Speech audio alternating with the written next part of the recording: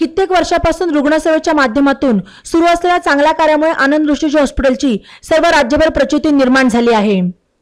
या हॉस्पिटलमध्ये रुग्णसेवेचे कार्य चांगले असून त्याबरोबरच त्याच्याशी संबंधित nursing training centre, blood bank, भोजनगृह इतर सर्व सेवा सुविधा या हॉस्पिटलने चांगल्या उपलब्ध करून दिल्या असून एक परिपूर्ण असे हॉस्पिटलचे कार्य आपल्याला पाहायला मिळते, असे कोतवालीचे पोलीस निरीक्षक प्रताप दराडे म्हणाले।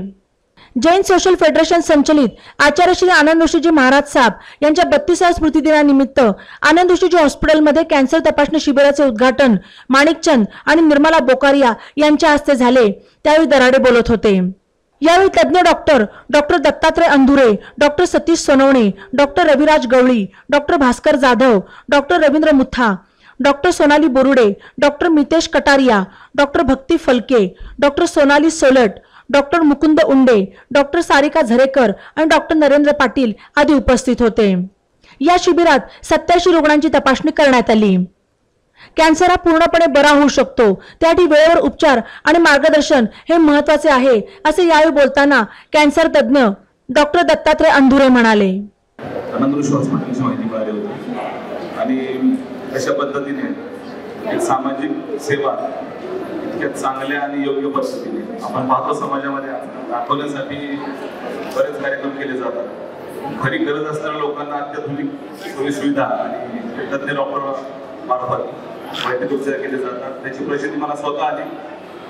4 दिवसापूर्वीच मी फोन केला होता, मला एक फोन आला वरिष्ठ अधिकाऱ्यांचा की आपल्याला एक सर्जरी या ठिकाणी करायची। मी नंबर घेतला, पहिल्यांदाच फोन केला। जो अनुभव मला आला तात्काळ रिस्पॉन्स आला, ते काम झालं दुसऱ्या ठिकाणी लगेच, परंतु मी जे बोललो ते सरांनी लगेच फोनवर स्वीकारून अशी अडचण आहे आम्हाला असं आपल्याला करायचं आहे। तर मी त्यानंतर आणखी खोल माहिती घेता समजलं की खरंच बाबा या ठिकाणी ती योग्य पद्धतीने आणि बाहेर पाहतोय मी आल्यानंतर किंवा बसले लोक पाहतोय खरंच गरजूची व्याख्या काय असेल आणि सेवा देणाऱ्यांचं चेहरे काय असतील या ठिकाणी आला लक्षात येतो माझ्या। मी या कार्याला शुभेच्छा देतो आणि जे पोलीस प्रशासनाकडून मदत होईल, आमच्याकडून जी मदत होईल भविष्यात कुठलेही तुम्हाला त्रास किंवा हेल्पाटे जास्त घालण्याची वेळ येणार नाही। या ठिकाणी येऊन या ठिकाणी आमचे पोलीस येऊन जे काय असतील ते कायदेशीर कारवाई करतील।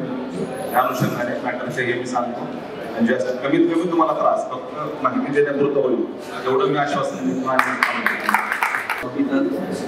यांचा खरंच आभार मानू इच्छितो की त्यांनी कॅन्सर हा जो विषय आपल्याला माहिती कॅन्सर हा विषय सध्या गांभीर्याने घेण्यासारखा झाला की कॅन्सरचे रुग्ण वाढत आहे आणि ह्या विषयावरती त्यांनी मोफत शिबिर आयोजित केलं आहे। तर कॅन्सर म्हणजे काय, बऱ्याच लोकांना माहिती की कॅन्सर म्हणजे की बऱ्याच वेळा कॅन्सर म्हटलं की लोकांना असं वाटतं की अरे बापरे काय झालं, आवाज कोसळलं की जमीन फाटली, म्हणजे तेवढं भयानक स्वरूप आहे।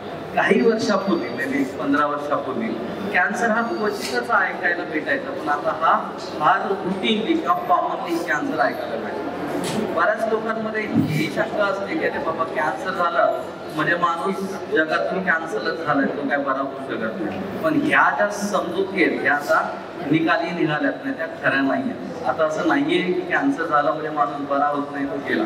कॅन्सर झाला तर माणूस बरा होऊ शकतो, फक्त काय गरजेचं आहे योग्य ते डॉक्टर, योग्य ते हॉस्पिटल, लवकर डायग्नोसिस आणि योग्य ती ट्रीटमेंट, ह्या सगळ्यांच्या माध्यमातून जर आपण गेलो तर कॅन्सर बरा होऊ शकतो। याची उदाहरणं आपल्यातली बरेचसे पेशंट आहेत, म्हणजे आपल्याला सेलिब्रिटींचा आधार घ्यावा लागतो की ते सगळ्यांना माहिती आहे। सेलिब्रिटींचा विचार केला तर युवराज सिंग पासून मनीषा कोयराला असे सगळे लोक आहेत की ज्यांना कॅन्सर झाला होता, त्यांनी योग्य ती ट्रीटमेंट घेतली आणि कॅन्सरवरती मात केली। आता दुसरा प्रश्न बऱ्याच लोकांना असा असतो की जाऊ द्या सेलिब्रिटी काय ते तर अमेरिकेत जातात, ट्रीटमेंट घेतात, बरे होतात, तर आपल्याला त्याच्यामध्ये किती फरक आहे? तर असं निश्चितच नाहीये।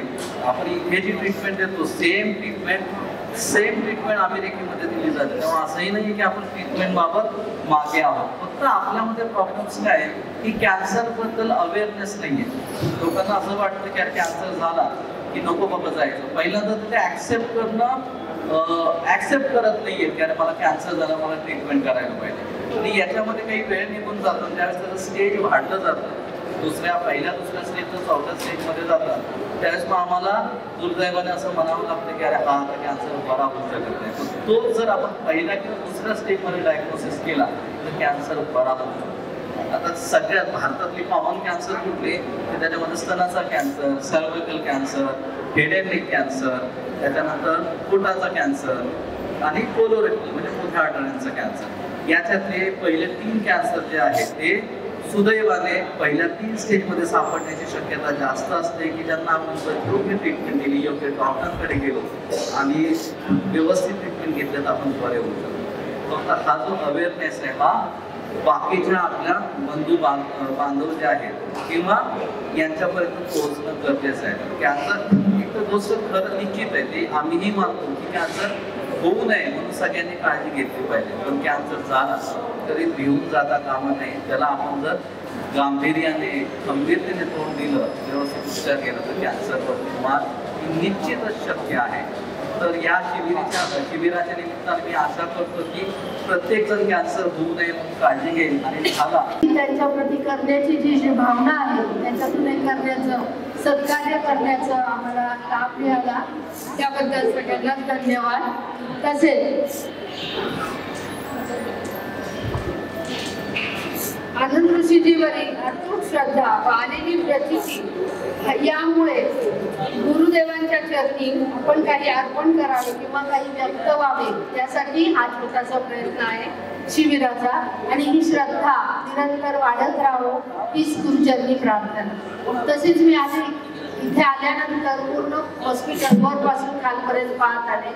पुण्यामध्ये जशी सुविधा आहे उच्च हॉस्पिटलमध्ये किंवा चांगल्या हॉस्पिटलमध्ये तशी तिथे देण्याचा जो आटोकाट प्रयत्न चालू आहे किंवा देत आहे ते पाहून खूप मनाला समाधान वाटले. अद्ययावत ICU रूम प्रत्येक ठिकाणी व्यवस्था अतिशय सुंदर आहे.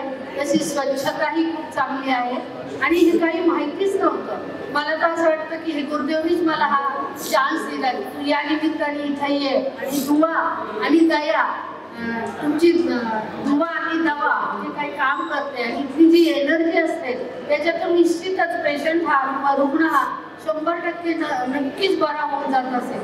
आणि हे सगळं पाहून अगदी खरंच भरून आलं. गुरुदेवांच्या प्रती जी श्रद्धा आहे ती नक्की निरंतर वाढत राहो अशीच ही भावना आहे.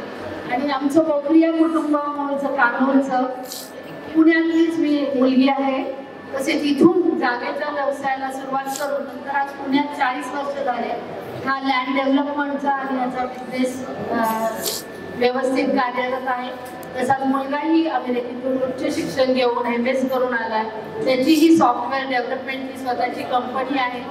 मुलगी ही सिंगापूरमध्ये येथे असते, स्थायिक आहे.